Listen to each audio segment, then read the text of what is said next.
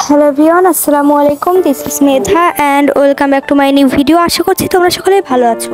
আজ আমি সপ্তম শ্রেণীর বাংলা বইয়ের 134 ও 135 পৃষ্ঠা নিয়ে বিস্তারিত এই ভিডিওতে আলোচনা করব। তো চলো ভিডিওটি শুরু করি। 134 পৃষ্ঠা প্রথমে বলা হয়েছে কবিতার বৈশিষ্ট্য খুঁজি। কবিতার কিছু সাধারণ বৈশিষ্ট্য আছে, নিচের প্রশ্নগুলোর উত্তর খোঁজার মাধ্যমে বৈশিষ্ট্যগুলো বোঝার চেষ্টা করো। তো এখানে কিছু প্রশ্ন আছে, আমাদের হ্যাঁ কি না সেটা লিখতে হবে। তো প্রথমে আছে লাইনের শেষে কি মিল শব্দ আছে, এর উত্তর হবে হ্যাঁ। দ্বিতীয়, পড়ার সময় কি তাল রক্ষা করতে হয়, হ্যাঁ। 3 নম্বর লাইনে বলা হয়েছে লাইনগুলোতে শব্দ সংখ্যা কি সমান, এটার উত্তর হ্যাঁ। 4, সুর করে গাওয়া হয় কি, না। এটা কি পদ্য ভাষায় লেখা, হ্যাঁ। এটা কি গদ্য ভাষায় লেখা, না।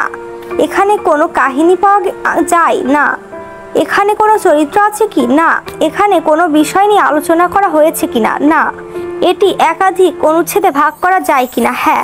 11 নম্বর, এর মধ্যে কোনো সংলাপ আছে কিনা, না। এর উত্তর হ্যাঁ। এটি অভিনয় করা যায় কিনা, না। সো ভিউয়ার্স, নিচে কবিতা কি সে সম্পর্কে ধারণা আছে, তোমরা সেটা দেখে নেবে। আমি 135 পৃষ্ঠা নিয়ে আলোচনা করছি। 135 পৃষ্ঠা বলা হয়েছে কবিতা লিখি। এখানে নিচে একটা বৈশিষ্ট্য অনুযায়ী কবিতা লিখতে হবে। তো কেমন কবিতা তোমরা লিখতে পারো এবং বৈশিষ্ট্য অনুযায়ী তা আমি দেখিয়ে দিচ্ছি। তো চলো অ্যান্সারটি দেখে নিই।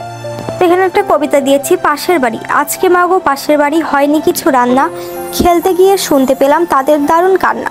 সারাটা দিন না খেয়ে সব ক্ষুধায় জ্বালাই মরে, খাবার মতো এমন কিছু নেই যে তাদের ঘরে। আমরা তো মা খেয়ে দেয়ে বেশ তো আছি সুখে, দাও না গো মা খাবারটা আজ অনাহারীর মুখে। সো ভিউয়ার্স, আশা করছি ভিডিওটি বুঝতে পেরেছো। ভিডিওটি ভালো লাগলে অবশ্যই লাইক শেয়ার করবে, আর যদি কোনো ভিডিও প্রয়োজন হয় অবশ্যই আমাকে কমেন্টে জানাবে। ধন্যবাদ।